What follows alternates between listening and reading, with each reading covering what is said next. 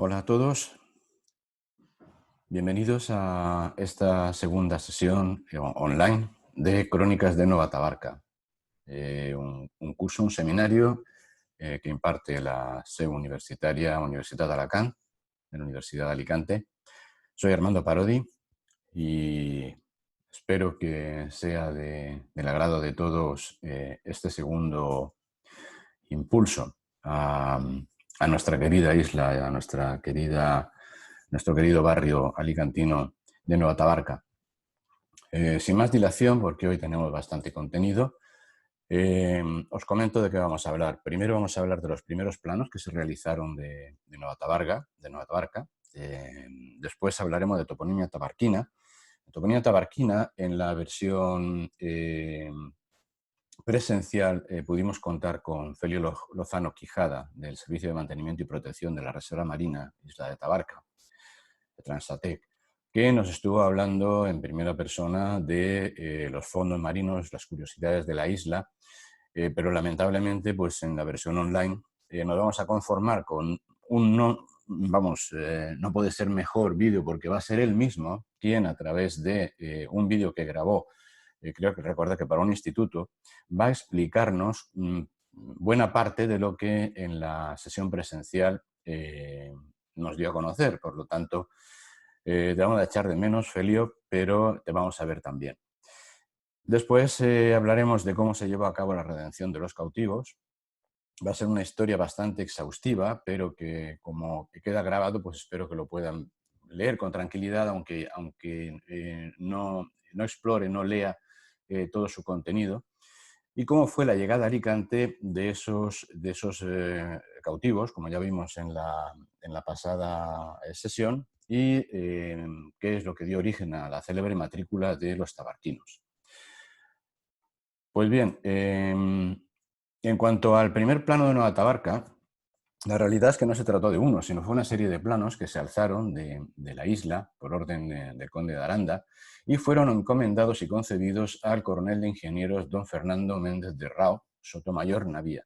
Aquí quiero hacer un hincapié en que el apellido correcto es de Rao, porque aparece en toda la bibliografía como Méndez de Ras, pero nuestro querido José Manuel Pérez Burgos, en su magnífica tesis doctoral, demostró que el apellido correcto es de Rao. Por lo tanto, lo veremos así en todo aquello que hablemos de él. Estos planos, además, siguen siendo los más completos jamás trazados de la isla. Los más conocidos y estudiados por su buen estado de conservación son el de 1771, ahora los veremos, preservado en el Archivo Histórico Nacional, y el de 1774, que está custodiado en el Servicio Geográfico del Ejército. Pero el que probablemente sea el principal de la serie, que es el de abril del 72, está ricamente explicado en su dorso y describe las obras más importantes. Este fue el que quedó recogido y reproducido en la Crónica de Alicante de 1876 de Rafael Viravens y Pastor, que tenemos la portada a mano izquierda, y es con el que vamos a trabajar porque es el que más gráfico resulta a la hora de explicarlo. Bien, existe además una serie de planos parciales que recogen elementos que jamás llegaron a ser construidos, como es este que tenemos aquí a la izquierda, que es el Castillo de San Carlos, fechado en 1779. Luego lo ubicaremos exactamente en la isla, puesto que como la isla y perdería rápidamente la condición de plaza fuerte, pues se entendió que no fue necesario la construcción de este elemento, que era meramente defensivo. Aparte de todo, hubo una serie de excesos presupuestarios que llevaron a la conclusión de que no todos los elementos proyectados debían de ser construidos. También estos planos reflejan una serie de topónimos a veces difícilmente identificables en la actualidad, o bien por su desaparición o por su alteración física, o por la pérdida de denominación original, a pesar de que los tabarquinos han sido siempre muy fieles y muy celosos de la toponimia de su isla, como luego veremos en numerosos ejemplos.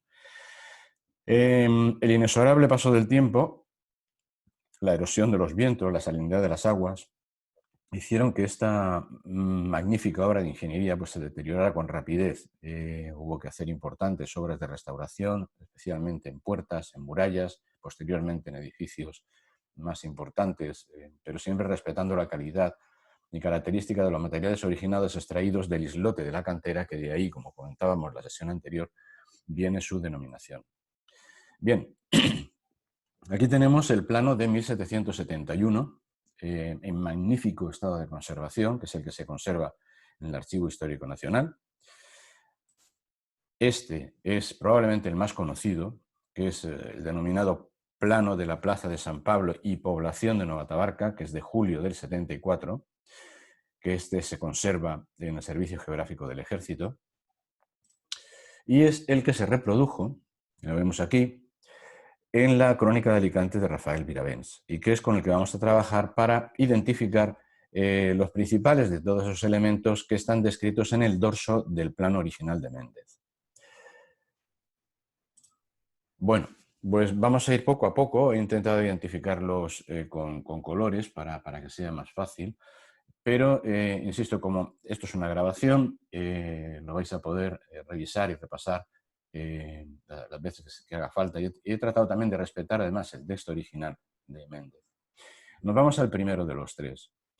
Las puertas están marcadas en rojo, son la de San Miguel, que es la que vemos en la parte inferior, que era la entrada natural a la isla del Puerto Viejo, la de San Rafael, que es el que aparece a la izquierda, que es por donde actualmente se entra a la población, y a la derecha la puerta de la Trancada o de San Gabriel, que es la que sale a la isla, al islote de la cantera, ¿no? Estas puertas tienen todas bóvedas de cantería, hermosas portadas, sobre sus dinteles aparecen escudos de armas reales, en las primeras sobre todo y en la tercera. Hay una descripción en latín, que es la célebre de Carolus III, Hispaniarum Rex Fecit Edificavit, de Carlos III, rey de España, hizo y edificó. Que bueno, están ya parcialmente borradas, pero se pueden ver en la puerta de San Gabriel. Después tenemos, todavía en el primero de los planos, en verde, lo que se llama el espalmador. Es un desembarcadero o muelle natural que era notable por su capacidad y fondo exterior para resguardar de los temporales los barcos grandes y pequeños, varándolos y subiéndolos hasta su rellano. Luego veremos exactamente lo que significa espalmador cuando hablemos de toponimia. Bien, nos vamos al segundo de los planos, el de en medio, y bueno, he identificado simplemente con varios puntos rojos el recinto de la muralla exterior, toda de piedra de sillería, con más de 1 kilómetro de circuito, debajo de cuyo ancho terraplén están construidas varias bóvedas a prueba de bomba, lo que llamamos las bóvedas de artillería. Tenemos el baluarte del príncipe, tenemos el baluarte de la Concepción y el baluarte de la princesa, en el tercero de los planos, identificados también en rojo. Y en verde está el plano interior de la casa fuerte de este castillo que habíamos visto antes, con cárceles de alojamiento para el gobernador y tropa correspondiente, pero que jamás se llegó a realizar, que es este. Ahora sí que lo identificaréis en la parte de arriba del plano cuando volvamos a la diapositiva con la que estábamos trabajando. ¿Lo veis? Bien, pues vamos a otros 3 planos. En el de arriba, las calas grandes de la Guardia, en rojo, identificadas, llamadas así evidentemente porque eran dos puestos de guardia. La inaccesible tenaza de Aranda, con almacenes servibles de bóvedas debajo de su terraplén, que es el que está en verde. El rebellín del Infante, despejado y capaz, con una gran cisterna, que es el que vemos a mano izquierda, en azul. Y junto a él, en amarillo, lo que se denomina el Gran Frente del Rey, con los lados y flancos retirados. Después tenemos, ya en la parte de abajo, el baluarte vacío de... perdón, no, todavía en la parte de arriba. Está el baluarte vacío de San Pedro y el baluarte vacío de San Pablo. En uno era almacén para artillería, el otro era almacén para la fábrica, así que vienen a coincidir con esos dos topos amarillos que están todavía en el plano superior. Nos vamos al plano del centro y ahí tenemos un almacén de pólvora colocado extramuros, oculto y bien definido, que está identificado en rojo. El portón fuerte también oculto, y era por donde introducían la pólvora que se recogía del almacén, por eso habla que para surtir y conducción de pólvora al almacén. En azul identificamos un lavadero común grande con sus divisiones. Y luego en la zona donde está el topo amarillo, que es la zona de la iglesia, tenemos la casa del cura, la escuela para niños y si nos vamos ya al tercer plano, una ermita provisional, ínterin, mientras se finalizaba la iglesia grande, está identificada en rojo, Tahona y hornos, está en verde, y bóvedas construidas bajo los terraplenes, las que habíamos comentado, de artillería, en este caso en el lado de la isla que mira hacia Alicante, están identificados con el círculo azul. Y por último, donde se construyó la primera casa ayuntamiento para el pueblo, debajo de la cual se colocaría el cuerpo de guardia, que es el que está identificado en amarillo. Aquí tenemos más. Tampoco quiero profundizar mucho en ello, pero en fin, tenemos un cuerpo de guardia de la Puerta de San Rafael para tropa y guardas, que es en el primer plano el círculo amarillo, casas provisionales de piedras y barro para almacenes, son los dos círculos verdes, la casa que se construyó para caballerizas, para el gobernador y ayuntamiento, la actual casa del gobernador, aunque esté reconstruida en hotel, que está en azul, y una casa provisional de piedra y barro que iba a ser almacén para fábrica de esparto, identificada en amarillo. Nos vamos al plano central, vemos isletas de 8 casas de piedra y barro, alojamiento a los maestrantes de la fábrica de esparto, pesqueras, telares y otros oficiales, que es un ejemplo, la identificada con el topo rojo. Un hospital que jamás se llegó a construir tampoco, que está identificado en verde. Un muelle proyectado en la bajada del castillo, que como antes comentaba, tampoco se llegó a construir. Y un cuartel capaz de un batallón situado cercano, como veis, también en azul, a ese castillo no construido. Vemos la alineación de las calles en amarillo, con sus contracalles sin salida, y a espaldas de las casas se situaban corrales y lugares comunes. Por último, en el tercer plano, vemos algunas de las cisternas que se construyeron, en este caso las más famosas, lo que llaman los quatre pous, los 4 pozos, para recoger las aguas de los terrados, que estaban situadas en los 4 puntos cardinales de la Plaza Gran, como se denomina actualmente. Después tenemos una porción de islote grande sembrado de trigo, cebadas y barrillas, porque ya vimos en el vídeo de la sesión anterior que en la zona denominada el campo, que es todo lo que está fuera de la ciudad, hubo sembrados, hubo ganado y fundamentalmente organizado y los aperos y demás en lo que hoy nada más quedan ruinas de la Casa de Labranza. Pues bien, estaban situados a partir de esos 2 topos verdes que figuran a la izquierda del tercero de los planos. Existía una calle que se puede ver trazada desde la Puerta de San Rafael, aproximadamente donde está algo más a la derecha del topo azul que ven ustedes, que arrancaba desde ahí y sigue arrancando desde ahí, pues sigue existiendo, y que cruzaba todo el campo hasta el Cabo de Falcó, al otro extremo de la isla, que termina frente al islote de la Cantera. Había hornos y excavaciones de canteras de yeso aproximadamente en la situación que vemos el círculo azul, y hornos de cal en el terreno que se pueden todavía apreciar, al menos uno de ellos con claridad, donde aparece el círculo amarillo. Y bien, por último, en este tramo de plano, el más a la derecha, es todo lo que es la zona del islote de la Cantera. pues habla precisamente tanto Méndez de Rao como Viravens, que es con el plano que estamos trabajando, como he comentado antes, que hay un islote pequeño abundantísimo de piedra franca, con lo cual se ha hecho todas las murallas y todos los edificios demarcados, quedando aún para otras tantas obras más que las proyectadas.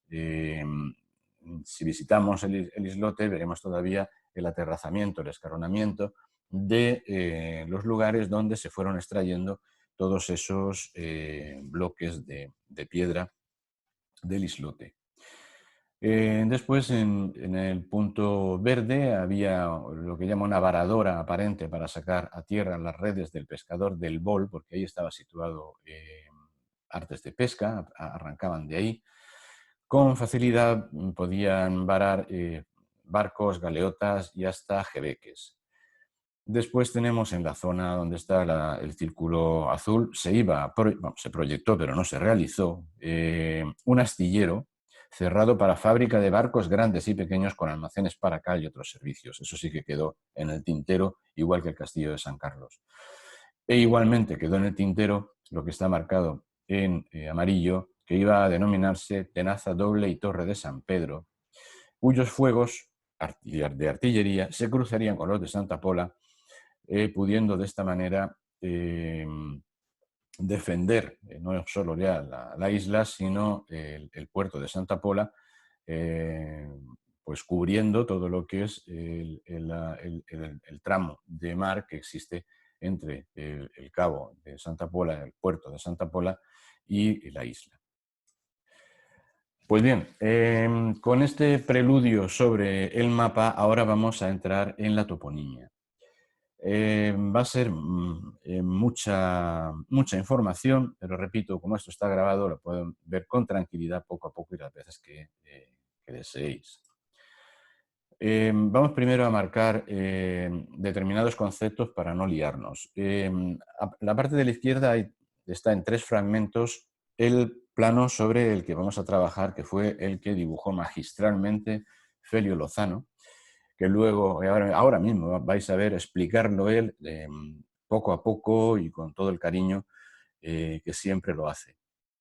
Bien, la toponimia es una disciplina de la onomástica que consiste en el estudio etimológico de los nombres propios de un lugar.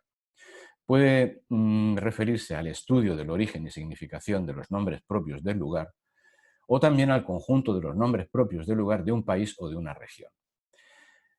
Tiene diversas disciplinas, por ejemplo, la antroponimia, que lo tocaremos por encima, que estudia el origen y significado de los nombres propios de las personas, especialmente de los apellidos, la talasonimia, que es en lo que vamos a basar todo el trabajo de Felio, que se refiere a los nombres con que se designan los mares u océanos, así como los accidentes costeros.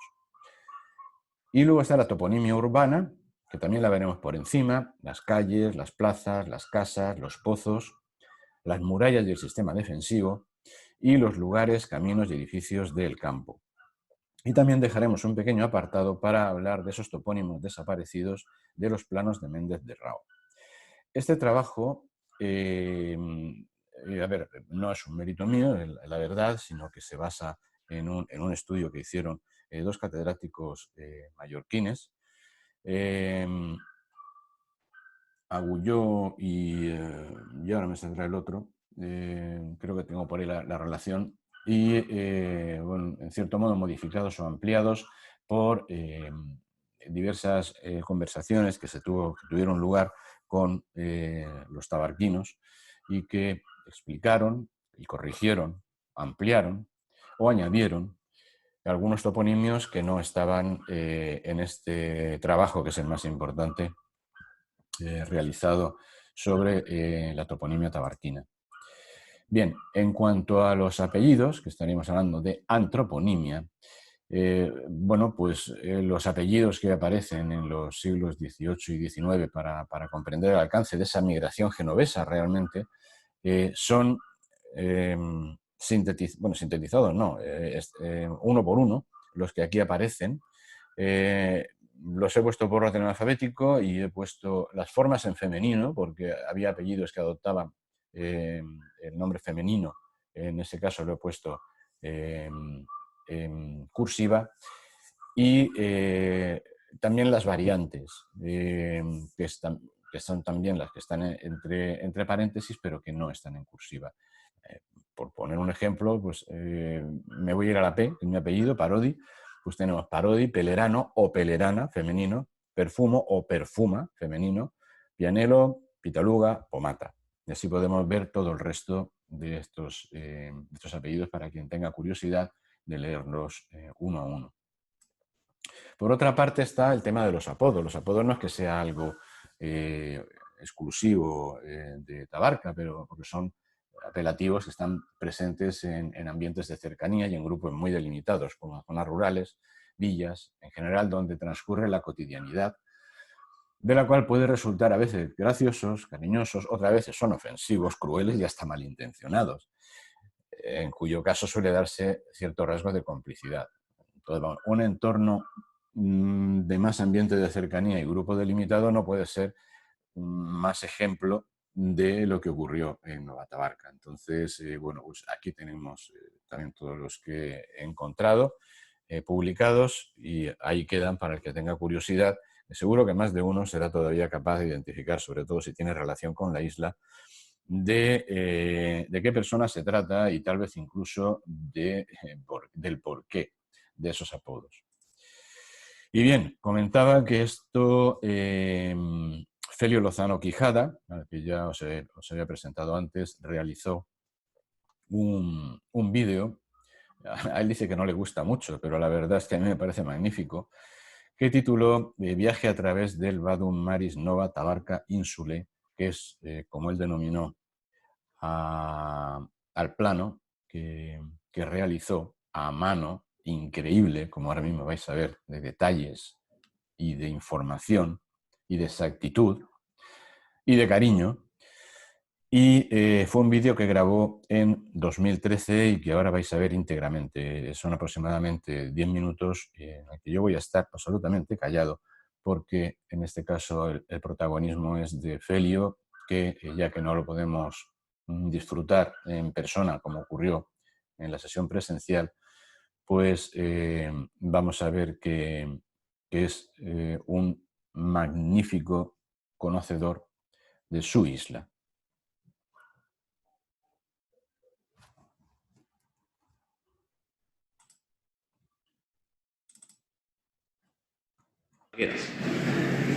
Hola, soy Felio Lozano, coordinador del Servicio de Protección de la Reserva Marina de Tabarca, y soy el autor de este plano sobre la isla de Nueva Tabarca y su reserva marina. En principio quise plasmar un poco todos los sitios submarinos que conozco y que he ido conociendo con los años. Por eso el título del plano es en latín Vadum Maris Nova Tabarca Insulae Infinitum Est, que quiere decir más o menos que los fondos marinos de Tabarca son infinitos, porque aunque pasen los años, cada vez descubrimos y descubro sitios nuevos y secretos nuevos. En principio, al final se me fue un poco de las manos, como veis, y quise dar detalles de todos los sentidos.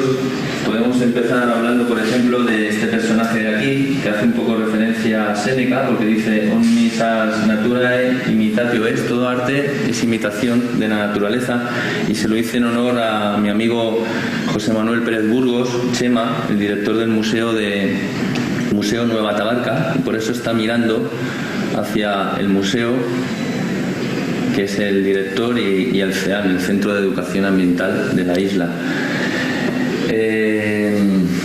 Lo hice también un poco en base al 25 aniversario de la Reserva Marina, por eso hace referencia a ese 25 aniversario, que fue hace un par de años.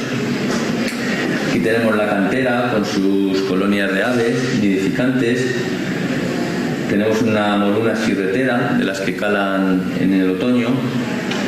Los diversos escollos que van jalonando la costa de la isla, por ejemplo el Cap de Moro, tan famoso, toda la muralla que rodea el poblado. Tenemos la cova del John Marie, que antaño, hasta los años 30, fue el último refugio de la foca monje o foca mediterránea. Por eso les hago aquí a la foca, que ojalá volviera algún día a nuestras aguas. Le hago un homenaje a la foca. Aquí tenemos la zona del arrecife artificial que se puso al principio de la reserva marina, con sus 4 pirámides de atracción, concentración de especies, y los barcos pesqueros en desuso que se hundieron en los alrededores para hacer también una zona de buceo y para hacer una especie de oasis en una zona de fondos un poco más áridos, entre comillas, de la zona sur. Porque antaño los arrastreros, y eso ya se consiguió evitar gracias al arrecife, a los módulos antiarrastre y a la reserva marina, los arrastreros pasaban por aquí destruyendo bastante el fondo marino y la pradera de Posidonia. Las zonas de fondeo autorizadas, con los bajos que hay, la zona de fondeo y el frente de la playa, que son muy bonitos, incluso algún naufragio, algunos restos de barcos que son bastante interesantes. Una zona de arcos muy bonita que hay enfrente casi de la ermita de la Purísima, de la Purísimeta que llaman, que está por aquí, y son unos arcos muy bonitos que se quedan a 1 metro de profundidad y son una delicia y están a tiro de piedra de la playa. Luego la zona del Esculnegre, como zona de las que más se bucea con autorización, con buceo autónomo. Aquí tenemos una busa local con un pescador local pescando al curricán con su sepia como cebo y una lechola que intenta morderla. Luego la galera con una gran cueva que tiene muy bonita también a unos 12 metros de profundidad. El Skull Rock con todos los arcos que tiene alrededor. Bueno, aquí también se aprecia el corte geológico tan bonito que hay entre margas y ofitas en la zona también de la Purísimeta. Los 3 hitos del campo que llamamos, mi amigo Chema y yo, la Torre de San José, la Casa del Campo, del que tenemos un proyecto de restauración, que algún día quisiéramos que las ruinas que quedan se restaurasen y se hiciera ahí un centro etnográfico o incluso casa rural, porque tiene también un gran valor sentimental, y el faro, por supuesto. Luego los grandes escalones de pradera de Posidonia oceánica, de más de 2 metros de altura, que tienen miles de años de crecimiento y de historia. Bueno, no os he explicado que todo el horizonte que se ve desde la isla está alrededor del cuadro, y con señalando la rosa de los vientos, señalando el poniente, perdón, y el levante, con el sol naciente. Un homenaje a la Yamia, el monstruo de las leyendas, que era el tiburón de la leyenda tabarquina. Todo el recorrido de la isla, la Nahueta con su cruz, el Freu con el naufragio del Liolante, que es un casco de un barco metálico que es muy bonito, se queda a medio metro de profundidad. El misterioso, como yo lo llamo, islote de la nao, con todos los bajos de alrededor, el túnel de la nao donde los buceadores autorizados pasan, y el arco, todo esto está plagado de peces, es un verdadero acuario, los farallones, todo es un recorrido precioso. La Boruna Grosa, calada al norte de la nao, con los pescadores observando con un mirador de fondo si hay lecholas capturadas en el copo. Esta se cala entre abril y julio. Varios bajos que hay por aquí también muy bonitos de observar. Y ya nos vamos acercando al límite donde se empieza la reserva integral, con varios escollos también muy bonitos, con la Llosa. Hay un túnel muy bonito submarino y arcos de piedra, un recorrido maravilloso que se puebla ahora en esta época, en abril hasta junio-julio, de cigarras de mar, que es una de las especies emblemáticas, aparte del mero, especies emblemáticas que tenemos el orgullo de tener en la reserva marina, y es un indicador del efecto reserva, porque la cigarra de antaño estaba muy acusada de falta de población y hoy en día se ha recuperado enormemente gracias a la reserva marina. Aquí tenemos un homenaje al creador original y maestro de la reserva marina, Alfonso Ramos, que es Poseidón, señalando el reino de la Posidonia oceánica, que cubre el 80% de la reserva marina y es la tercera especie emblemática de la reserva marina, y por eso quise darle también un homenaje al profesor Alfonso Ramos, con sus gafas y su máscara colgando del brazo y como Poseidón, como os digo. Una vista a la roca y a los fondos del del este de la reserva marina, que algún día quisiéramos ampliar con un oasis de roca maravilloso, con unos valores que quisiéramos algún día que entrasen en la reserva, y por eso este angelito señala esos bajos y aspira o expira esporas de una gorgonia muy especial que hay en esos bajos, que hemos descubierto y que tienen un gran valor. Y bueno, en principio las boyas 6 y 3 de la reserva marina. Por este lado también una cantidad de bajos de roca con arcos muy bonitos a muy poca profundidad, que hacen las delicias del buceo en apnea. ¿A cuántos metros está? Esto de profundidad 4 o 5. Hay un recorrido muy bonito. Toda la plataforma de abrasión de esta zona norte, que se notan muchísimo los cambios de nivel del mar. El Skull Forat, o la piscina que le llaman, que tiene un baño maravilloso. Aquí hice un homenaje también a una ola que se forma con los temporales de mar de norte, grandes temporales que forman una ola maravillosa que los surfistas han descubierto hace unos años y que vienen a surfear, y que es verdaderamente de libro. Y bueno, el puerto, que hoy en día se ha convertido también en un gran acuario a vista de los visitantes que ponen el pie en la isla, porque las aguas son muy limpias, y desde que prohibimos o no se autoriza la pesca con caña, pues se ha notado muchísimo, y se ven de todo tipo de peces, doradas, sargos, incluso barracudas por la noche que vienen a congregarse, y es un acuario también maravilloso, el mismo puerto de la isla. Y bueno, en principio esto es lo más importante, el barco de los vigilantes de la reserva marina, con sus 2 vigilantes saludando, que es también un poco, son ellos los protagonistas día a día de la protección de este maravilloso tesoro, que es un compendio de patrimonio multidisciplinar, como nos gusta decir a mi amigo Chema y a mí, y que ojalá algún día protejamos en todo su contenido y en todo su conjunto, porque es un patrimonio unido maravilloso.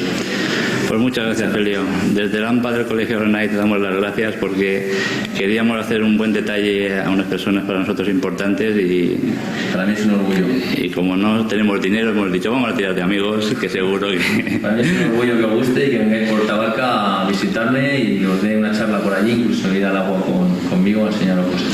Pues darlo por hecho para el año que viene, que estamos allí. Gracias. Muchas gracias. Venga. Bueno, pues después de esta disertación de Felio, cogemos el guante y vamos a visitar Tabarca de la mano de su propio plano, viendo diversos detalles de los que él ha estado diciendo, bueno, con un poquito más de cercanía. Y bueno, en fin, yo estoy seguro de que a él le gustará que haya salido este vídeo y que quede en pie esa invitación suya para hacer esas magníficas excursiones que él, y solamente él, sabe hacer en los alrededores de la isla.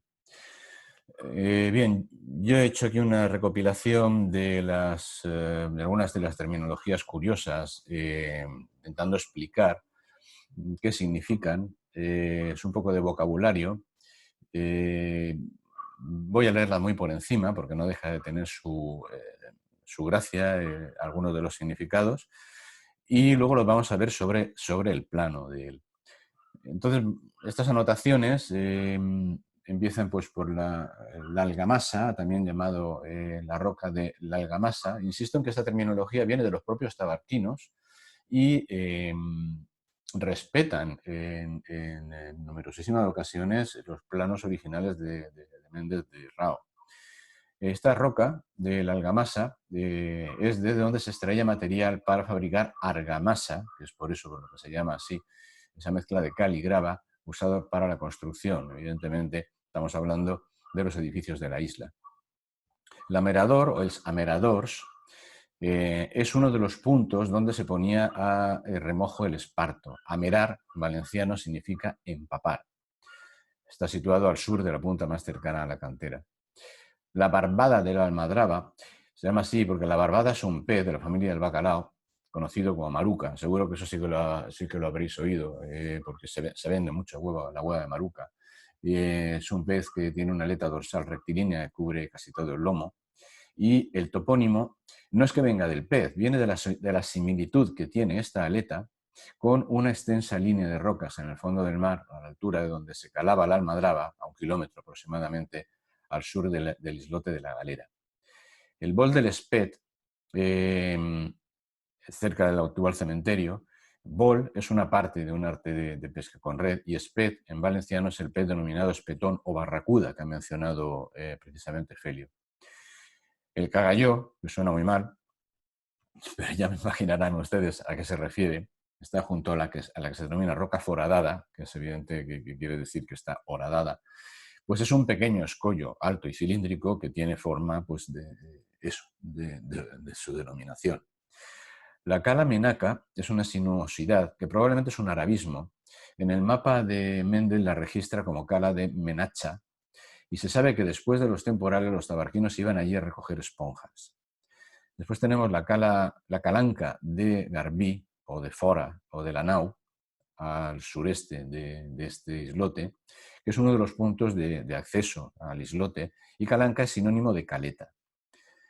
El Camí dels Moros, también llamado el Blanc de la Nau, está entre la Nahueta y la Nau, y es una franja de rocas a menos de 3 metros de profundidad, y se dice que los moros quisieron hacer un camino para unir los dos islotes, pero lo cierto es que los estratos en este lugar están levantados hasta la vertical y es lo que le da el aspecto de camino en el fondo del mar. Pues de ahí viene lo de el Camí dels Moros. El canal es un pequeño escollo medio partido, por eso lo del canal, al norte de la isla, a la altura del cementerio, que al asemejar un canal, pues toma esa denominación. El Cañó del Moll está delante del Portal del Moll. El Portal del Moll es el antiguo muelle de acceso y es un cañón de hierro que está encastrado en la roca y que probablemente serviría de noray para amarrar embarcaciones. El Cap Llobarros o Cap de Barros está en la punta al sur del pueblo y el nombre evidentemente viene del pez llamado lubina, róbalo o llobarro. El Cap de Moro, que también menciona Felio, en este caso cap no significa cabo, sino cabeza, que es también su significado en valenciano. Y es un pequeño escollo en la parte sur, a modo de cabeza negruzca, que sale del agua. Consta también en el mapa como Peña del Moro. El cap y la cala de Rata está frente a la galera y, en contra de lo que uno puede pensar, de que ahí hubiera ratas y demás, no es por eso. Obedece a que esa punta tiene forma de rata. Luego hay una serie de escollos o de accidentes geográficos marinos, como Caparrós, Gómez, existen varios ejemplos más, que la denominación es un nombre o un apellido, o ambas cosas, y que el significado no es otro que el de las personas que tuvieron algún problema al chocar, al topar, al rascar en ellos sus embarcaciones. La cova dels Birros, o también simplemente la cova, es una calita al sur del pueblo. No hay que confundirlo con la cova del John Marí, que ahora veremos. Está justo en el siguiente accidente, al lado de la cova del John Marí, y toma su nombre del birro, que es un pájaro de alas curvadas, que es el vencejo común, por la cantidad de vencejos que se acumulan allí en determinadas épocas del año.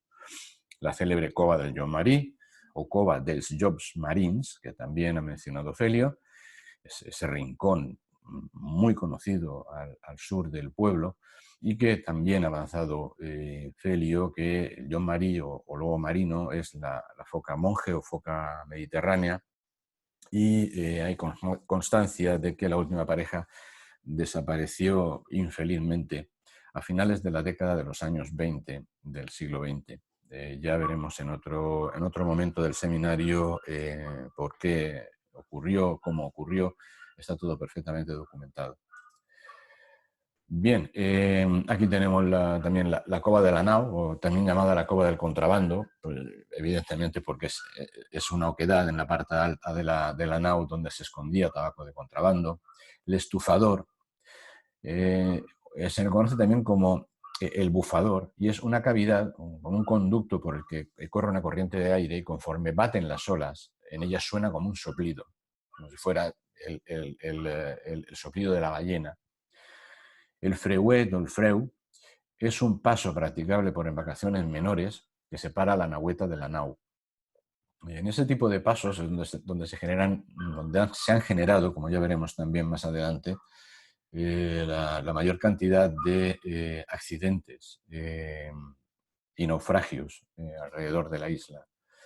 Después tenemos els garbells, que son unos agujeros situados alrededor del clot. Un garbell es un alguero con poca fijación en el lecho marino.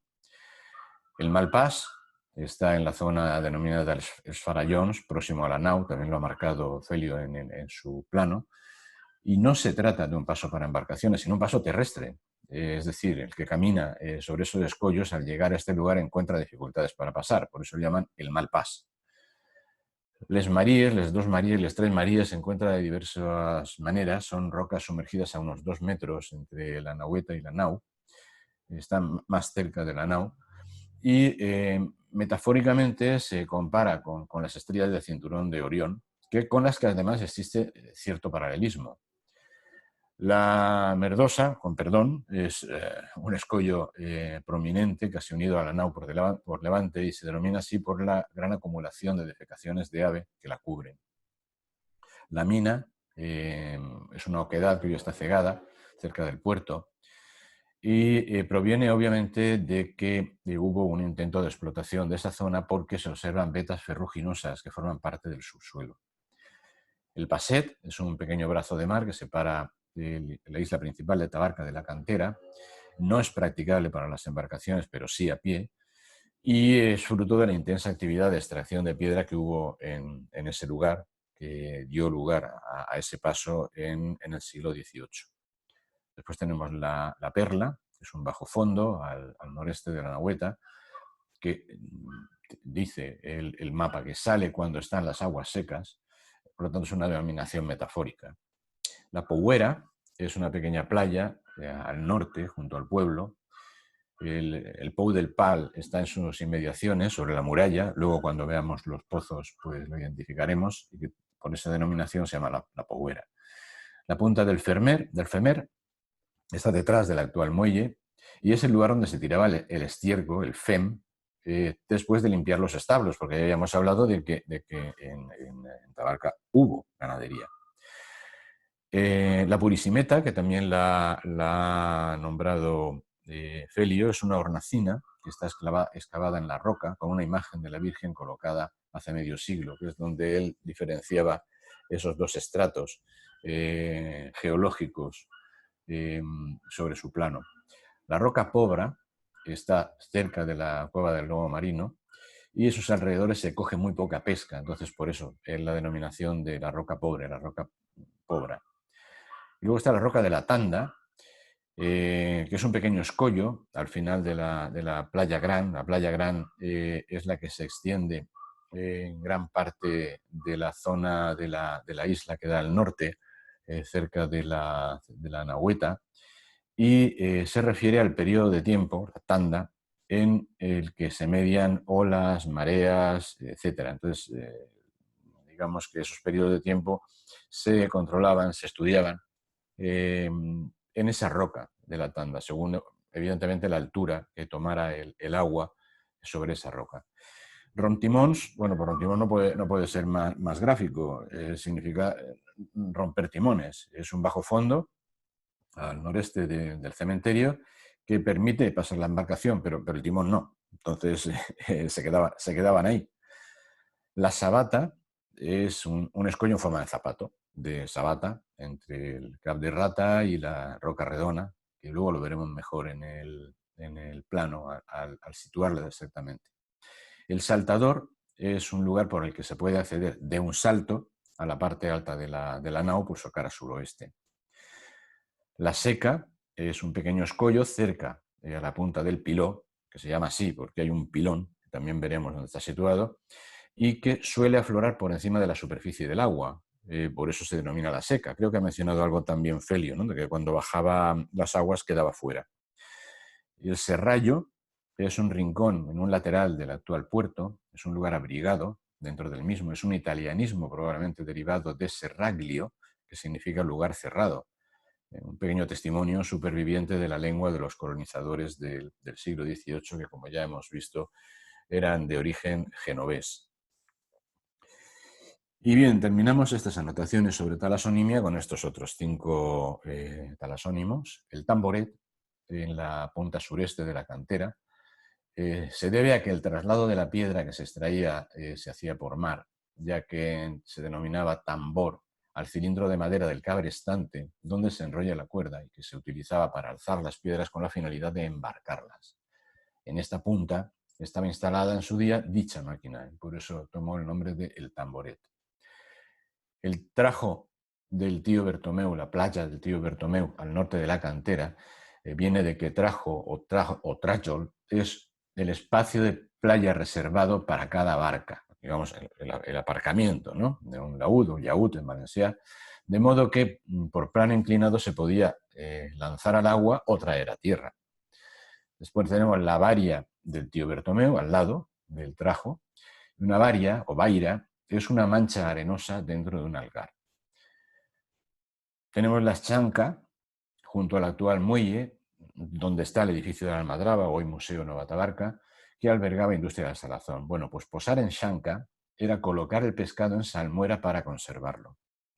Y por último, dentro de esta selección, porque hay muchísimos más, si tienen ustedes posibilidad de ver mi libro, verán el desarrollo completo del estudio de estos catedráticos mallorquinos.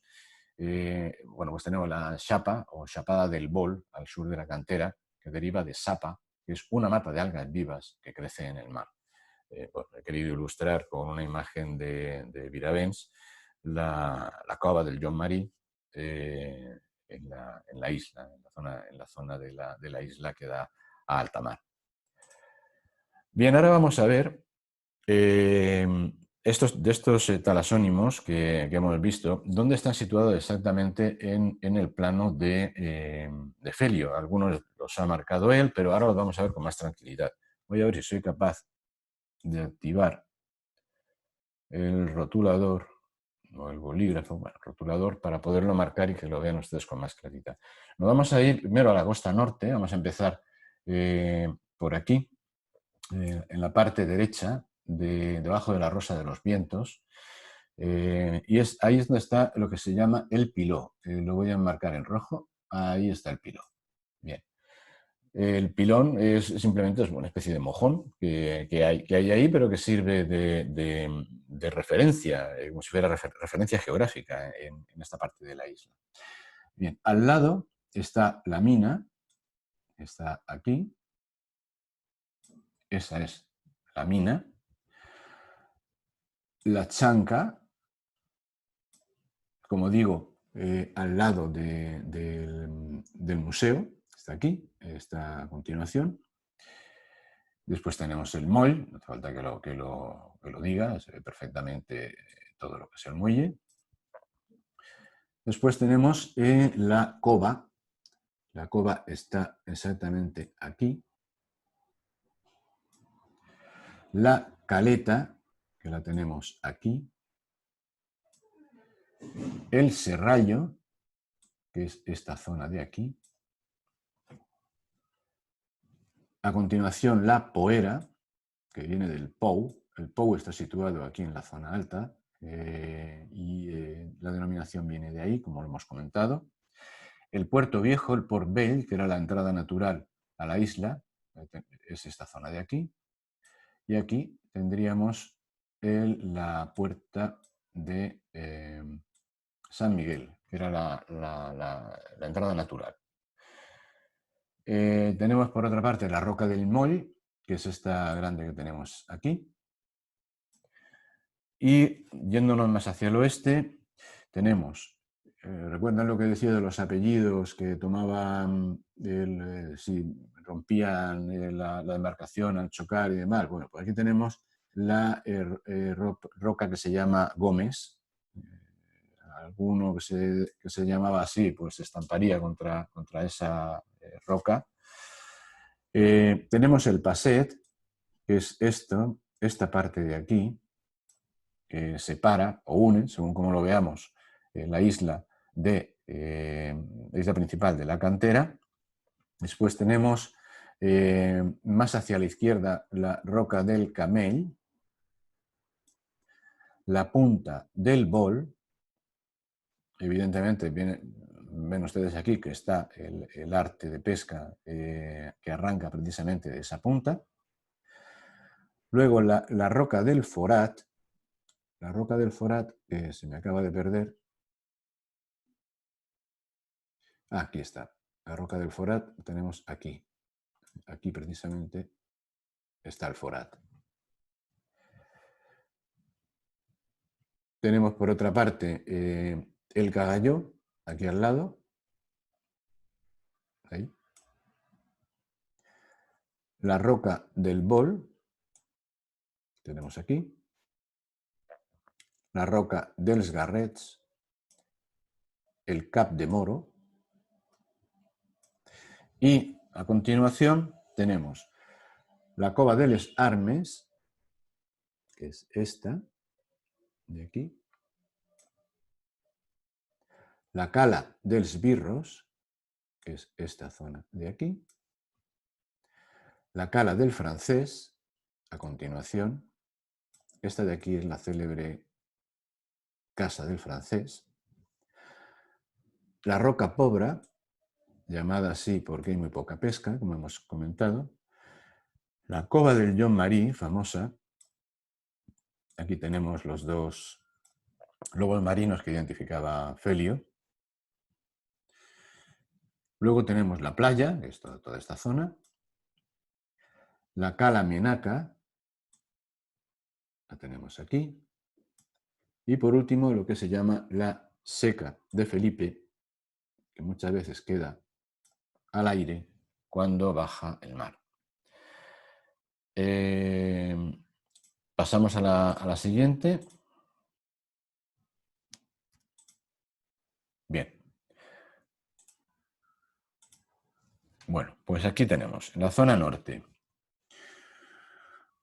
A ver que me sitúe yo también, porque esto no es tan fácil. Ah, vale, aquí está, aquí lo tenemos. Les Pedres Reones, evidentemente por la forma que tienen. El rompetimones. El Escul Forat, que lo tenemos aquí. Esa zona de piscina que comentaba Felio. Luego, al sur tenemos la Cala Rata, que decíamos que tenía forma de rata y de ahí su nombre. Tenemos el Sortior, si lo encuentro, Sortior, aquí. El surtidor, ¿no? La Galereta, que está aquí. La galera, obviamente, lo tenemos aquí. De aquí es de donde hacia alta mar se lanzaba la Ravera de Fora, que llaman, que era una red de 1 kilómetro, que era el inicio de la almadraba. Lo veremos con tranquilidad cuando estudiemos la almadraba. Después tenemos el Escull Negre, esta zona de aquí, debido así por su nombre, obviamente. La playa de la Faroleta, que es esta de aquí, posiblemente la denominación derive de que está junto al faro. A continuación tenemos, veamos, tenemos por una parte la playa de Faroleta, la Roca Reona, que está aquí, la Sabata, que la tenemos aquí, Skull Roig, que es esta parte de aquí, evidentemente por su color, Pedres Roges, que también se deben a su color, no andarán muy lejos, ahora mismo no las encuentro, aquí, nada más poner rojos. Y la Playa Grande, que es esta de aquí, que es la más grande de la isla y que se extiende desde la playa de la Faroleta hasta el cabo o punta Falcó. Lo tenemos aquí identificado. Bien, y hacia el este tenemos por un lado la Perla, que es esta zona de aquí, la Tanda, que está aquí, la Nahueta, que la tenemos aquí, la Merdoseta, que casi la tacho, está aquí al lado, el Freu, que es este paso de aquí, y el Saltaor, que es por donde se accedía a la Nau, que es esta zona a la derecha, que queda cortada en esta sección de plano. Bien, y en este tercer fragmento, el fragmento más oriental, tenemos la Nau, que es este islote de aquí. Tenemos el estufaor que se me ha perdido ahora, aquí, que era el que sonaba como una ballena cuando daba un golpe de mar y sale disparado por el orificio. Está la Merdosa, que la tenemos aquí, pegado también a la nau, que está cubierta de excrementos de aves, de ahí su nombre. Els farallons, que es toda esta cuerda de farallones, de rocas, de escollos. Y por último, la zona de la Llosa, que es toda esta parte de la derecha, ya prácticamente en el límite de la reserva marina. Bien, pues ahora vamos a ver algunos apuntes de toponimia urbana. Voy a dejar aquí, no voy a leerlo, pero cuando se dieron nombre a las calles, no voy a marcar cada una, pero como curiosidad. En 1913, estas son las calles que están documentadas. Los nombres están recogidos, obviamente, de documentación obtenida en bibliografía y en hemeroteca. En 1965 se rotularon de nuevo las vías públicas con los nombres que aparecen. Ya hay más denominaciones, luego habría más calles. En el 79 cambia el nombre, queriendo quitar ya derivaciones franquistas. Camarada Macià pasa a ser Carrer del Mochó, José Antonio pasa a ser Carrer del Mig y Plaza Generalísimo pasa a ser Plaza Gran. Y este estudio, que antes nada más recordaba el nombre del apellido de Aguiló y Miralles, en su trabajo toponímico de 1989, precisan incluso el contenido de cada vía, es decir, casa por casa, dicen cómo se llamaba y en algunas ocasiones incluso por qué se llamaba así. Esto también, si tienen la oportunidad de ojear mi libro Crónicas de Nova Tabarca, está recogido casa por casa, calle por calle. Bien, dentro de lo que es el Poblet, voy a hablar nada más de las calles, las denominaciones de las calles. No me voy a meter casa por casa porque si no, no terminamos ni mañana. En el Poblet se recoge el Carreonet, cuyo denominación oficial desde antiguo era Callejón del Muelle, el Carrer del Bergantí, que es denominación popular, oficial, no popular, el Carrer del Carmen, o de la Mare de Déu del Carmen, cuyo nombre oficial es de la Verge del Carmen, Carrer de l'Escola, es nombre oficial, Carrer dels Gavines, aparece así, literal, es igualmente oficial y no es un nombre recogido de la tradición oral. El carrer de Génova tampoco es recogido por la tradición oral. Carrer de la Iglesia, Carrer Mayor, Carrer del Mig, que es el nombre oficial del Mig, Carrer del Moll, Carrer del Mochos. Bueno, el nombre oficial, Carrer del Mochó. Antes se denominaba calle San Benito. Mochó es una rama de una escoba, mocho, pero también es un antiguo apellido catalán. Entonces, no parece seguro que se refiera a una cosa o a la otra. Después está el Carrer del Pati, que el nombre oficial es Carrer de la Sola, que es donde está la casa del gobernador, también llamado el Pati o el Pàtil, ese edificio de arcadas interiores y patio posterior del que se dice que la cova de los Birros llegaba hasta sus sótanos. El Carrer del Poeta Salvador Rueda es nombre oficial, evidentemente es la calle donde vivió este poeta, al que le dedicaremos también una parte de este seminario. El Carrer de la Soledad, la Plaza Gran, la Plaza de la Iglesia o Plaza davant de la Iglesia, la Plaza del Pati, que es donde está la Casa del Francés, y luego la denominada Replaceta de la Caleta, Plaza de la Caleta, Plaza Menudeta, Plaza del Pòsit, que su nombre oficial es la Plaza de Carloforte, que es donde está el Pòsit, Escola del Pòsit o l'Escola, según unos u otros, al pedirles que nos expliquen esa denominación, al pedirles que les explicaran los investigadores esa denominación.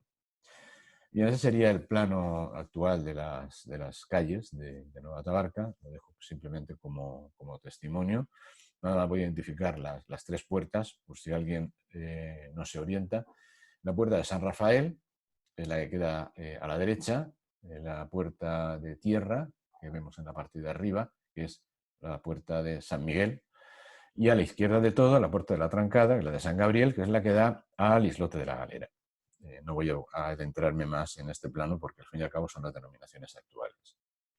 Bien, los pozos del pueblo, cada uno tiene su nombre. Está el Pouet de la Bóvida, que en él se ponía a remojo el esparto, el Pou del Cura, está delante de la iglesia, el Pou de Ca Maria Tintom, o también algunos denominan el Pou del Cura, es uno de los 4 Pous, que ahora veremos a qué se refiere. El Pou de Ca la Morra, o Pou del Ca Peixet, es otro de los 4 Pous. Una morra es un juego en el que 2 jugadores cierran y abren una mano a la vez y dicen un número inferior a 10 adivinando los dedos extendidos. Vamos, jugar a los chinos, prácticamente. El Pou de Ca Taneta, o el Pou de la Tía Taneta, o Pou de la Visitación, que es otro de los 4 Pous. El Pou de la Cantera, junto al portal de la Cantera. En su día fue Pozo Negro, de la red de alcantarillado. El Pou de María la Chata, o Pou de María del Estanc, porque era la propietaria de él. El Pou del Pal o Pou de la Pouera, que es al que nos referíamos antes al denominar el escollo que se llamaba la Pouera. Pues bien, los 4 Pous son esos 4 pozos situados en cada una de las 4 esquinas de la Plaza Gran. En cuanto al sistema defensivo, como denomina el estudio de Aguiló y Miralles, está la bóveda o las bóvedes, que son esas construcciones subterráneas del sector noroeste de la muralla y que estaban concebidas para artillería, por eso se les suele referir a ellos como las bóvedas de artillería. La caserna era un cuartel destinado al alojamiento de tropas, derruido para construir con su piedra el faro, por lo tanto ya no existe, pero bueno, estaba definido como tal. Les cobetes, que son cámaras construidas dentro de la muralla sureste y que al final quedaron como viviendas. La garita del Baix del Forn, todas las garitas de la muralla han desaparecido, pero bueno, pues se llamaban la de Baix del Forn, de la Bóvida, de Carlo Barros, de la Pouera, en función de su localización, de la misma manera que está la muralla del Cap de Barros, la muralla de Ferrandis, que está en la parte noroeste, la muralla de la Iglesia, la muralla de la Pouera. O sea, algunos son topónimos que, aunque sea sistema defensivo, dicen exactamente en dónde estaban situados. El Pla de la Muralla, la zona plana sobre la muralla de la Pouera, que precisamente fue donde construyó su casa, o se le construyó la casa al poeta Salvador Rueda. El Portal de la Caleta, que está abierto al campo y que es donde está incluido la puerta de San Rafael, que es por donde entramos y salimos ahora cuando venimos o nos vamos de la población dirección al puerto. Después está el Portal de la Cantera, que es donde está la puerta de San Gabriel, que está abierta obviamente al islote de la Cantera, y el portal del Moll, que es el lugar de entrada de la población cuando se llegaba antiguamente por mar al puerto antiguo, que lo cierra la puerta de San Miguel.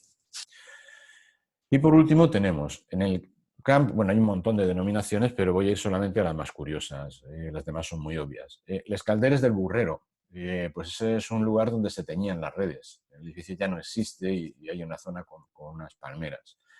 La Casa de la Almadraba, o Magazén de la Almadraba, servía para guardar los utensilios de la Almadraba y es precisamente lo que ahora ocupa el Museo Nova Tabarca y las instalaciones municipales adyacentes. La Casa del Camp, Caseta del Camp, ese edificio, Casa de Labranza, tiene más denominaciones, al que se refería Felio, que hay un proyecto de reconstrucción porque está medio derruido y está situado entre el faro y la torre, y era donde vivían los labradores de la isla. Estos son los 3 hitos que hacía mención también Felio: el faro, la casa del campo y la torre de San José, obviamente. Luego está la caseta de Calarrata, o caseta de la Almadraba, o casa de la Almadraba, que no hay que confundir con el almagacén de la Almadraba, porque era una casa pequeñita que quedan todavía unos pequeños cascotes, que estaba en la Calarrata, frente a la galera, y se guardaba parte de los aperos de la Almadraba. Os recuerdo que precisamente desde la galera era desde donde se tendía o donde empezaban las redes de la Almadraba, que ya veremos con más profundidad cuando hablemos de esta. Y el piló, a este que me refería también al principio, es un mojón, un pilón antiguo, cuya función exacta realmente se desconoce. Está situado junto a la mina, pero bueno, no deja de ser una referencia y da denominación incluso a varios topónimos. Y luego hay una serie de topónimos desaparecidos, estaban en los mapas de Méndez, y que son escogido estos 5 por lo curioso, ¿no? La cala del Espalmador está en la zona de la Bouera. El Espalmador era el lugar donde se volcaban las barcas de costado para limpiarlas de las adherencias biológicas, de las incrustaciones de crustáceos, de moluscos, ¿no? que se iban adhiriendo a los bajos de las barcas, de los yauts. Era fundamental que presentara profundidad adecuada para llegar a la costa y también hacía falta un litoral arenoso para poderlos volcar. Luego está la cala del Esparagol. Es una ensenada que forma parte de la Cantera, en su zona sur. Coincide con lo que ahora denominamos el Passet, que entonces era un estrecho istmo que resguardaba la caleta. Existen 2 posibles etimologías. La primera, la derivación del griego, que significaría cala secundaria, y la segunda podría ser un diminutivo de una palabra ligur, por lo tanto italiana, derivada del genovés, que sería espeluca. También podría derivar a esperuga, espeluga o esplugola, y que designa una cueva o cavidad sumergida apta para dar cobijo a una embarcación. Está la cala de la Guardia, en la rinconada de la cova del Llomarí, que era un punto de vigilancia donde podría estar situada esa primera torre documentada que ya hice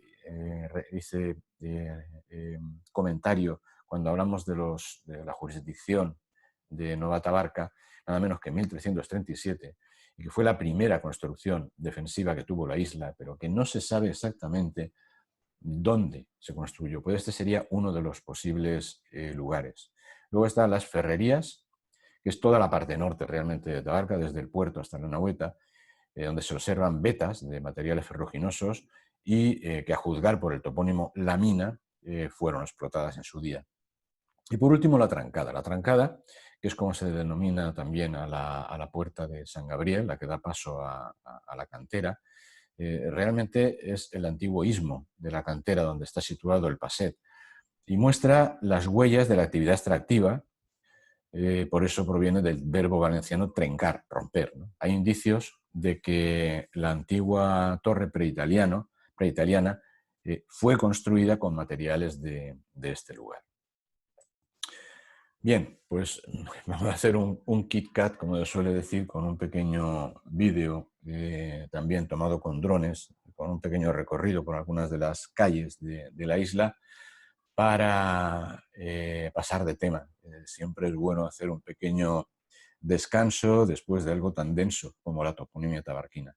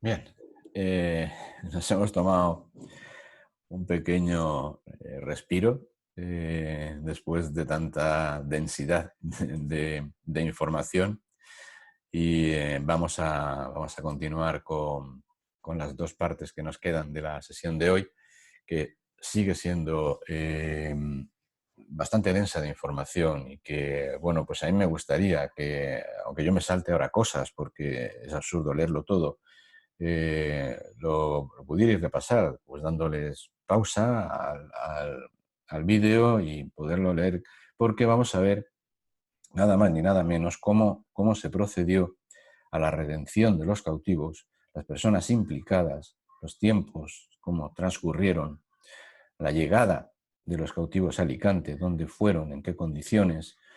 No solamente eso, sino una vez que estuvieron ya en la isla, matriculados, entre comillas, esos primeros años tan difíciles.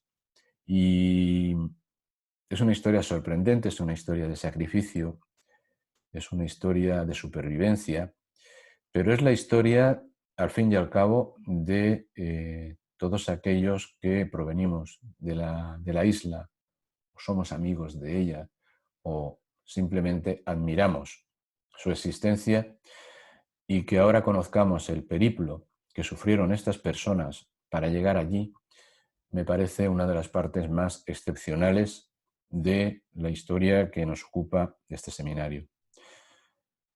Por lo tanto, voy a hacerlo todo lo ligero que sea capaz, pero sí que me gustaría que luego lo pudierais leer con tranquilidad, con vuestras pausas, porque es uno de los meollos de este seminario y creo que es importante que, aunque nos alarguemos un poquito, quede bien conocido, porque hay muchas versiones y, bajo mi punto de vista, bajo mi criterio, esta es la correcta, esta es la que sucedió y esta es la que yo he encontrado documentada. Primero, dos ilustraciones para situarnos, ponernos en situación. Tenemos El rescate de cautivos en tiempos de Carlos III, que es un cuadro, una pintura de José Aparicio de 1813, en el Museo Nacional del Prado, donde no podemos dejar de observar la intensidad de esa imagen. En algún momento buscaré la manera de haceros llegar la historia de este cuadro, que no deja de ser muy curiosa. Y abajo tenemos un grabado que no he localizado autoría ni nada, pero se denomina Les Trinitaires davant del Vell d'Arger. Es de autor y año desconocido, evidentemente son los trinitarios ante el Vell de Argel. Una vez nos situamos visualmente, voy a comentar las dos fuentes en las que he basado toda esta parte que voy a tratar de exponer de la manera más sencilla posible. Por una parte está el libro Nuevo aspecto de la topografía de Argel, su estado, fuerzas y gobierno actual, comparada con el antiguo, que es un relato en primera persona, ojo, firmado en 1778 por Fray Alonso Cano y Nieto, que ya os recuerdo que fue la persona que designó Carlos III para que llevara el timón, y el timón en este caso, las negociaciones del intercambio, el rescate, el pago de la redención de los cautivos. El ejemplar consultado está en la biblioteca de la Universidad de Alcalá de Henares. Y la otra referencia es la vida de San Félix de Valois, patriarca y fundador del Orden de la Santísima Trinidad, Redención de cautivos. Está traducida del francés, comentada y ampliada, en concreto con los hechos que nos atañen, por el ministro del convento de Toledo, Fray Juan Diego Ortega. Fue editado en 1776 en Madrid y se conserva en la biblioteca de la Abadía de Montserrat. Voy a tratar de hacerlo como una historia, porque historia es, y espero que sea de vuestro agrado, porque para mí me parece una de las partes más fascinantes del seminario. Bien, habíamos hablado de la coincidencia de dos acontecimientos dispares que marcaron la historia de Nueva Tabarca y de sus habitantes: el cautiverio de los tabarquinos en las cárceles, primero de Túnez, luego de Argel, tras la toma de Tabarca, y por otra parte la necesidad de Carlos III de poblar la isla plana para evitar que fuera base de los berberiscos que asolaban la costa levantina, para lo cual encargó al conde de Aranda la fortificación de la misma, pero sin éxito a la hora de conseguir que residiera alguien en la isla de forma permanente. Tenemos un relato en primera persona que nos explica cómo se llevó a cabo el proceso de redención de estos cautivos y su traslado a la isla, en ese nuevo aspecto de la topografía de Argel que he comentado, de Fray Alonso Cano. Y nos encontramos el 5 de abril de 1768 que Carlos III firma esa orden que transmite a las órdenes redentoras de los trinitarios y mercedarios, donde mandaba concertar un canje de cautivos argelinos por españoles que habían quedado en Argel tras la última redención que se había llevado a cabo entre 1754 y 1755, porque esta no fue la única redención que se llevó a cabo allí. El mediador fue el embajador marroquí en España, un tal Ahmed El Gazel. El conde de Aranda recomienda a Carlos III que para apoyar la redención se procediese al envío de 4 navíos de guerra que hiciesen de escolta y actuasen a su vez como medio de intimidación, en fin, como para decir: oye, aquí no venimos a tontear, sino que venimos a algo serio. Bien, fueron elegidos padres redentores Alonso Cano, el que hemos comentado, el que escribe en primera persona, Manuel López Pintor, que ya había estado en los hospitales de Túnez y Argel, Laureano de Cuba, el mercedario Antonio Manuel de Artalejo, Juan de la Virgen, trinitario descalzo, que ya había intervenido en esa concatenación de información desde las cárceles hasta que llegara a su destino la información a Carlos III, un trinitario descalzo, y bueno, y luego Francisco Jesús Nazareno y José de la Virgen. Estos fueron los padres elegidos para tal caso, aunque luego veremos que realmente el protagonismo fue de uno. Embarcaron el 7 de octubre en las naves San Vicente, San Isidoro, Santa Isabel y la fragata Santa Teresa, además de una tartana, y en 5 días se encontraban en la bahía de Argel. A la izquierda tenemos el navío San Vicente Ferrer, con sus cañones, 80 cañones, escala 1,32, cuya maqueta se conserva en el Museo Naval de Madrid. Bien, pues este autor del manuscrito Fray Alonso Cano y Nieto era un hombre polifacético, era un sabio de su época realmente, era arqueólogo, catedrático de teología, arquitecto, escritor, cartógrafo, calificador de la Santa Inquisición, censor de libros, obispo de Segorbe, embajador en Roma, examinador sinodal, consejero real, académico de la Real Historia, entre varias cosas más, redentor de cautivos y espía de Carlos III. A través de su mediación y empeño personal, veremos luego lo de espía, que no deja de ser algo curioso, interesante y clave en este caso. Pues bien, a través de su mediación y empeño personal, jugándose incluso su propia vida, consiguió liberar a más de 3.000 cautivos de las cárceles argelinas, según la relación de hechos y nombres que se guardan en el Archivo Histórico Nacional. Entre esos 3.000 están nuestros primeros tabarquinos. En su manuscrito, este es Fray Alonso Cano y Nieto, con gran lujo de detalles, recoge que el 26 de octubre los Padres Redentores saltan a tierra. Proceden al canje de 26 capitanes o patronos de barco a cambio de los arraeces argelinos. Arraeces eran el equivalente a capitán. El resto, según la norma ya practicada en canjes anteriores, de un argelino por cada 2 españoles. Pero muchos propietarios de cautivos preferían el dinero al canje. Incluso llegaron a elevar sus quejas al bey de Túnez, este tal Mohamed Ben Othman Pasha, que llegó a sufrir un atentado contra su vida por no obligar a los redentores a efectuar los intercambios como pedían los tunecinos. El 6 de noviembre quedaba casi concluida la redención, pasando a los barcos 110 cautivos por canjes y 25 de regalo por los moros que sacó de España el embajador marroquí, que antes comentamos que actuó de mediador.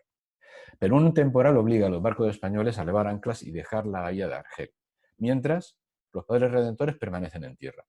A finales de noviembre, una parte de los redentores parten con los rescatados, mientras otra, encabezada por Fray Alonso Cano, permanece en Argel para rescatar a los cautivos de Tabarca, obedeciendo las órdenes secretas de Carlos III.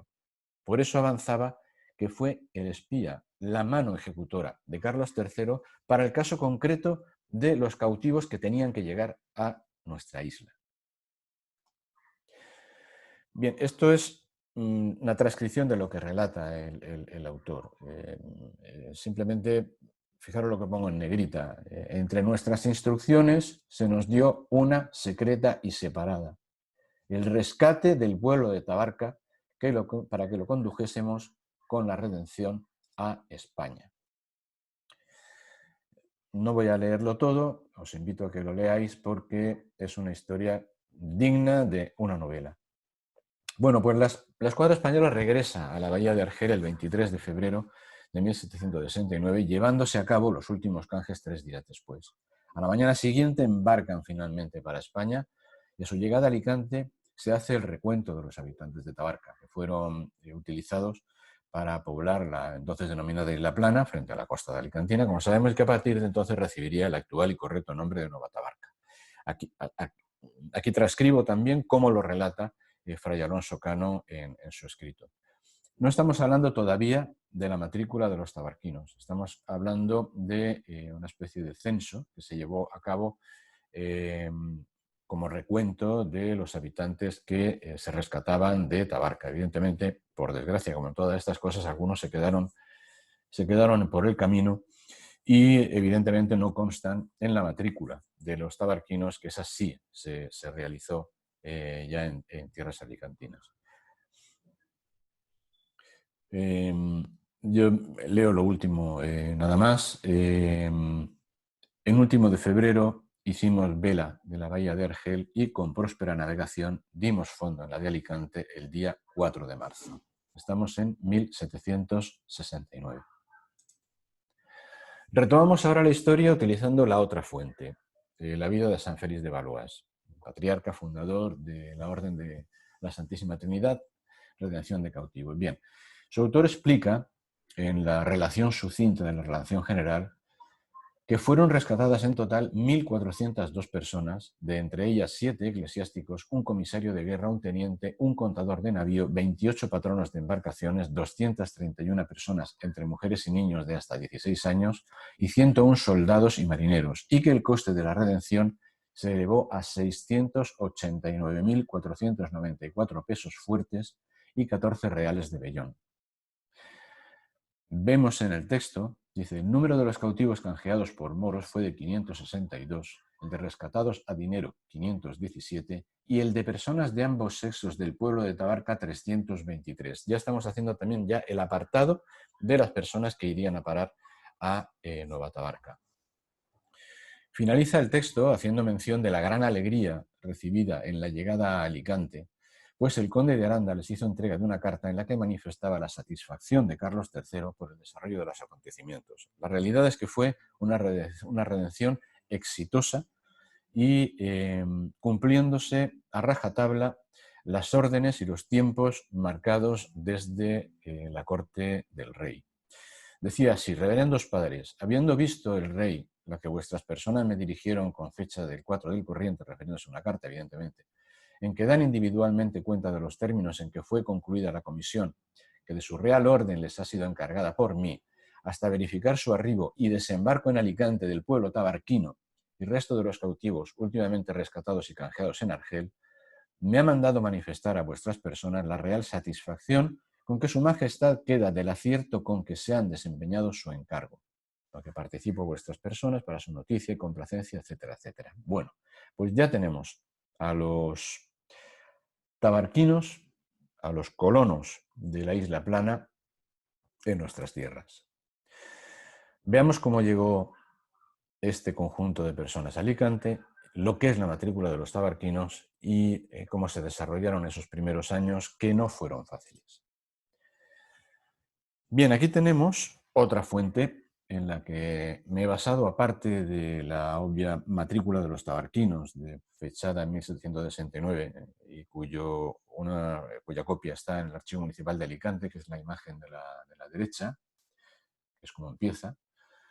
También tenemos la Redención General de Antonio María del Valle, de 1779, que está en el Archivo Histórico Nacional. Vamos a hacer un mix para ver exactamente cómo sucedió esta llegada y cómo se hizo esta matrícula. Según consta en el legajo 3568, sección Estado del Archivo Histórico Nacional de Madrid, la llegada de los tabarquinos a Alicante sería comunicada al conde de Aranda por el capitán Díez Beanes y por los padres redentores con fecha 7 de marzo de 1769. El traslado a la isla no comenzaría hasta el 8 de diciembre. Por lo tanto, por eso estamos celebrando todavía que se han cumplido 250 años, un cuarto de milenio de la llegada de nuestros colonos. Pero también vamos a ver el alarmante informe de la situación de los tabarquinos 10 años después, cuando una comisión de seguimiento estudió la situación de los tabarquinos los días 24 y 25 de marzo de 1779. Bueno, es un momento de gran euforia, se une en el éxito de una gran operación de rescate a todos los protagonistas de este periplo, especialmente la siempre arriesgada de los padres redentores, que fueron los que pusieron un poco, se la jugaron, la segura y determinante del capitán Díez Beanes, el gobernador de Alicante, conde de Vallencourt, el gobernador de los tabarquinos, que era don Juan Leoni, explican sus comunicaciones, envían comunicaciones a Madrid, donde se reciben con ansiedad y emoción todas las noticias, dando rápida información al rey Carlos III. Los recién llegados fueron hospedados en el Colegio de la Compañía de Jesús de Alicante, en espera de que en la Isla Plana se finalizaran las estructuras de acogida de toda la comunidad. Por eso el colegio sería un lugar de tránsito. Ya estaba preparado, además, desde cuando los jesuitas fueron expulsados del reino, por decreto precisamente del propio conde de Aranda del 27 de febrero de 1767. Pero mientras la expulsión de los jesuitas había acontecido con rapidez, las operaciones de venta de los bienes desamortizados habían seguido bastante despacio, con reflejos negativos para el asentamiento de los nuevos habitantes de la isla y también en la permanencia provisional en Alicante, puesto que fue necesario gastar 50.000 reales, con los que no se contaba, para el mantenimiento de la comunidad durante la estancia en la ciudad, en tanto que las primeras estructuras de acogida de la isla acabaron de hacerse casi a principio de invierno. De hecho, los tabarquinos comenzaron su traslado oficialmente el día 8 de diciembre de 1769, festividad de la Inmaculada Concepción, razón por la cual la Inmaculada Concepción es una de las patrones de la isla, ¿no? El rey Carlos III había confiado al conde de Aranda la tarea de asentamiento en la isla Plana. Como primer paso, emite una orden, el 21 de febrero de 1769. El conde había dado disposición al gobernador de Alicante de proveer la puntual matrícula de los tabarquinos ejecutada en 2 tiempos distintos, al momento de la llegada de los rescatados a Alicante y cuando estos fueron trasladados a la isla. Y es en esta última ocasión cuando el gobernador compila formalmente, como acto oficial, el libro de la población admitida en la nueva colonia de la isla Plana de San Pablo, que por disposición del conde de Aranda debía de tener como preámbulo de la orden citada y debía guardarse en el archivo de la nueva población, quedando otra copia auténtica en el archivo de esta ciudad. Bien, la copia de esa nueva población, la copia que había en la iglesia de Tabarca, desapareció cuando el desgraciado incendio de la misma, ya también lo veremos cuando hablemos de la iglesia. La única copia auténtica es la que está conservada en el Archivo Municipal de Alicante, cuya portada hemos visto antes, y que se puede, si no recuerdo mal, se puede incluso consultar online en la página del Ayuntamiento de Alicante, en el apartado de Archivo Municipal de Alicante. Bien, este es el inicio de la puntual matrícula de los tabarquinos. Y bueno, pues para celebrar el acontecimiento se ofició una misa en presencia de todo el pueblo tabarquino, reunido por completo en su nueva estancia, y según Francisco Montero Pérez, el escrito que recoge el sermón pronunciado en aquella ocasión, en el frontispicio dice: Sermón de la Concepción Inmaculada de María Santísima, elegida titular y patrona de Nueva Tabarca, ciudad que se está edificando en la isla Plana de San Pablo, por habitación de los tabarquinos redentos, pronunciado el día 8 de diciembre de 1769 por un religioso carmelita calzado de la provincia de Valencia. Fueron reconocidos como copatrones los santos Pedro y Pablo, y de forma que las 2 grandes festividades fueron fijadas el 29 de junio, San Pedro y San Pablo, y el 8 de diciembre, la Inmaculada. Aunque la isla llevaba el nombre de San Pablo y era sabido que San Pedro era el patrón de los pescadores, hay quien ha querido ver en esto una significativa dedicación al conde de Aranda, que se llamaba Pedro Pablo. La práctica totalidad de la bibliografía que trata este evento hace referencia a la matrícula de los tabarquinos, pero el documento original, que recogió la lista de cautivos redimidos, con el correspondiente precio de rescate, lo encontramos realmente en el Archivo Histórico Nacional, en un manuscrito del que da fe don Antonio María del Valle, que es la otra fuente en la que me he basado para explicar, si soy capaz de explicarlo, todo esto. Y es esta. Esta es, bueno, el libro es grueso, pero aquí es donde da fe y comienza la descripción uno por uno de las personas rescatadas con los precios de rescate. Y esta es la final, donde comienza ya a hacer la recopilación, las sumas de las cifras pagadas, para que quedara constancia para todo aquel que quisiera consultar y que viera que todo se realizó de forma muy correcta, exhaustiva y sin lugar a equívoco ninguno. Como vemos, está en el Ministerio de Cultura, en los archivos estatales. Bien, la matrícula de los tabarquinos rescatados está estructurada en 68 familias, más un listado de 32 que no constituían ni pertenecían a ninguna. Era un total de 296 tabarquinos, teniendo presente que había que quitar los fallecidos durante la estancia en Alicante y los matriculados a la fecha de su llegada a la ciudad. 31 habían nacido en territorio italiano, Génova sobre todo, 137 eran nacidos en la Tabarca tunecina, 70 nacieron durante el cautiverio en Túnez y 58 durante el cautiverio en Argel. Desde el principio, como ya vimos al hablar de jurisdicción, la isla ha pertenecido al municipio de Alicante, una vez que llegaron los tabarquinos. Desde el punto de vista religioso, a la diócesis de Orihuela, militarmente a la Capitanía General de Valencia, y en cuanto al ejército de tierra se refiere, y al Departamento Marítimo de Cartagena a efectos navales. El asentamiento de los tabarquinos fue acompañado de medidas legislativas con las que el rey Carlos III pues concedía a estos colonos ciertos privilegios y exenciones, como recoge Viravens, dispensándolos del servicio militar, del pago de impuestos directos e indirectos, a las cuales obligaciones estaban sometidos los pueblos de la monarquía. A cada familia le fue asignada en la isla una casa numerada, con acto formal, recibo regular, y además de estas providencias, la isla fue dotada por una embarcación a disposición del gobernador para asegurar las relaciones con Alicante, capital. La seguridad fue confiada a una galeota para la vigilancia del mar durante el periodo de las construcciones y fue nombrado comandante el teniente de fragata Jaime Planells, según consta en el Archivo Histórico de la Armada de Cartagena, que también recoge la facultad que le fue otorgada a los tabarquinos en 1770 de pescar sin ser matriculados. Para el desarrollo de la pesca le fueron además concedidas 6 embarcaciones aparejadas.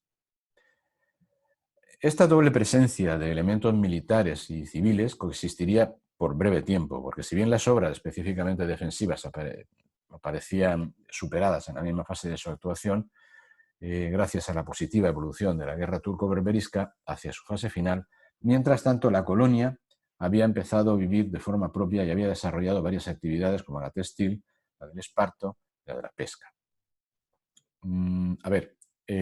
Sencillamente, cuando se estaba terminando de construir toda la parte, digamos, de plaza fuerte, ¿no? De tipo militar, resulta que dejó de tener sentido, en pocas palabras. Con lo cual se interrumpió no solamente la construcción de algunas de las estructuras diseñadas a la defensa, como hemos visto antes en los planos de Méndez de Rao, sino que se quedó todo como estaba en el momento en que perdió su sentido como plaza fuerte. Como anécdota, por mencionar alguna de tantas que hay, se habla de una fábrica de gorros de Nicolás Guiera con la ayuda del esclavo Mahamed. Es decir, lo que iba a ser militar se le dio dirección a la pesca, pero al final empezó de alguna forma a vivir de forma propia, ya que se le quitó ese contexto militar de plaza fuerte y apareció pues eso, la actividad textil y la aparición de otro tipo de actividades que no eran precisamente la pesca. Esto podría haber salido bien, pero no salió bien. Nueva Tabarca estaba sometida además a duro examen a través de una comisión encargada de recopilar el elenco de los residentes con la situación real, residencial y laboral de cada uno. Fue dirigido por el gobernador interino, capitán Alejandro Estermont, y por el alcalde de Alicante, don José Sales. Y tal como mencionaba antes, 10 años después de haber llegado los tabarquinos, estuvieron en la isla los miembros de esta comisión. Y los datos no eran nada alentadores. En la isla había 328 tabarquinos y 15 españoles, pero ya había 27 casas vacías. Había un ayudante mayor de la plaza, un médico, un cirujano, una maestra, un director de la fábrica textil, 2 tejedores, un director de los esparteros, 4 esparteros, un sacristán, un artillero, un sastre, un zapatero, un carpintero, un barbero, un hornero con su ayudante, 3 tenderos, un alquilador, un alistador, un aguador, un pescador, 28 jornaleros, 10 marineros, 2 guardianes y 6 obreros. En el almacén de Alicante resultan ocupados un escribano, un almacenista y 6 obreros. Sorprende el hecho de que hay fugitivos que o han regresado a Túnez o a Argel o no han soportado el régimen de insularidad. Había familias divididas, porque a lo mejor el marido estaba todavía en Argel como esclavo y el resto de la familia estaba aquí en Tabarca. Los trabajadores percibían el salario normal, mientras que las viudas, los mayores y las mujeres, solas, con hijos, recibían un subsidio diario, en cuotas proporcionales a las personas que lo componían. En total había 127 hijos. La mayor parte de los colonos vivían en la más escuálida miseria por falta de actividad laboral. Apenas se trabajaba la tierra. La fábrica de esparto no funcionaba prácticamente por falta de materia prima. Las embarcaciones que había proporcionado el rey estaban sin usar, faltas de mantenimiento, sin reparaciones. La pesca, paradójicamente, no se practicaba. Muchos de los que antes se dedicaban a la pesca ahora trabajaban de jornaleros. Ya se señalaba un caballo de batalla que vamos a ver durante toda la historia de la isla y que dedicaremos un capítulo entero. Se señalaba la falta de leña y de agua, se observaba la necesidad de aprovisionamiento diario de agua en embarcaciones desde Alicante, porque eran insuficientes los depósitos, y añado, insalubres. El terreno era calificado de estéril, tanto por su composición arenosa y salitrosa, como por su calidad pedregosa. Además, los fuertes vientos del mar solo permitían crecimiento de cantidades muy limitadas de cereales, de barrilla, de cebada. Habían arraigado 3 higueras, algunas flores y unas pocas hortalizas, pero en toda la isla empezaban a crecer chumberas. La fortaleza estaba muy expuesta a los efectos de las olas. No era buena la calidad de la piedra, recordemos que estaba sacada del mismo mar. Se degradaba rápidamente el polvo y arena. La parte oriental de la isla estaba indefensa y hacía fácil el desembarco. El depósito de pólvora estaba fuera de las murallas y sin vigilancia. No había hospital, ni había cuartel militar. Bien, se concluye que no había necesidad de construir una plaza semejante, ni de asentar una población entera, porque para hacer frente a la piratería argelina hubiera sido suficiente construir 2 fuertes o torres con un pequeño destacamento. Y se pone en evidencia la obvia relación de este deterioro con la caída del gobierno presidido por el conde de Aranda. Un año después de la caída, el corregidor general de Alicante, teniente general Jorge Dunant, informa a Ambrosio de Funes Villalpando, Abarca de Bolea, conde de Ricla y capitán general de CUE de Cataluña, de las dificultades para poder atender a la subsistencia de los colonos y el peligro de que abandonaran la isla. Dejo aquí un texto donde ya estamos viendo que no hay dinero, que hay necesidades y que aquello, la verdad es que no tenía arte ni parte. Era innecesario todo el esfuerzo que se había realizado en tanto en cuanto su objetivo final ya no existía. Era necesario activar a la población residente de forma que fuera posible la gestión pasiva de una colonia necesitada de sostén. Pues esa mejora se inició con José Rouge como comandante interino de la plaza. La colonia sobrevivió, circunscrita en sí misma y con poca vida, hasta 1835, en que se completó la incorporación de los tabarquinos en el Estado español, desapareciendo el régimen especial y pasando a ser gobernada por la administración ordinaria. Los instrumentos de esta incorporación fueron la escuela, donde la instrucción primaria empezaba en castellano durante el régimen especial, la iglesia, con motivo de su oficio y de las catequesis en castellano y valenciano, y la vida militar, que usaba el castellano. El valenciano, sin embargo, fue la lengua practicada por los tabarquinos como consecuencia, sobre todo, de la relación diaria con la costa, como la venta del pescado en la playa de San Gabriel y obviamente con Santa Pola. También influyó el arraigo en la isla de ribereños que ya la habían frecuentado como obreros, militares, personal instructor, algunos de los cuales contrajeron matrimonio con tabarquinos. Y a partir de entonces la historia de los tabarquinos comienza a identificarse con la historia de España, paralela a la historia de España, y sufrió las mismas ventajas, los mismos inconvenientes, los mismos avatares que la historia de España, como iremos comprobando en jornadas sucesivas. Aquí a la izquierda simplemente pues he dejado también otro pequeño testimonio cuando el corregidor de Alicante, Antonio Oliver, en una fecha diferente a lo que hablábamos antes, en 1783, pues hablaba de que la población se componía de 93 familias, el número de vivientes 212, sin incluir al cura, ayudante, maestros, etc. La subsistencia de estas gentes está reducida en el día a las pesqueras y de estas sacan todas las familias a diario sustento, aunque mínimamente. Es decir, otro calco más de las malas condiciones en las que los tabarquinos comenzaron su periplo en la isla. Estamos hablando de 93 familias, estamos hablando de que ya hay pérdida de población. Veremos que esto afortunadamente cambiará con el transcurso de los años. Llegará a haber más de 1000 personas viviendo en la isla y luego las circunstancias hicieron poco a poco que se fuera reduciendo la población hasta la que tenemos ahora. Es casi una población simbólica de apenas medio centenar de personas censadas.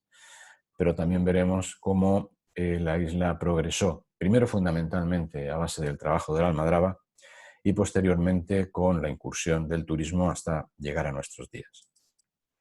Pues bien, esto es todo en cuanto a la segunda densa, y espero que no haya sido aburrida, sesión de Crónica de Nova Tabarca, y bueno, pues os emplazo al próximo jueves, aunque ya sabéis que los enlaces quedan permanentemente en la página correspondiente a Crónicas de Nova Tabarca de la sede universitaria Ciudad de Alicante.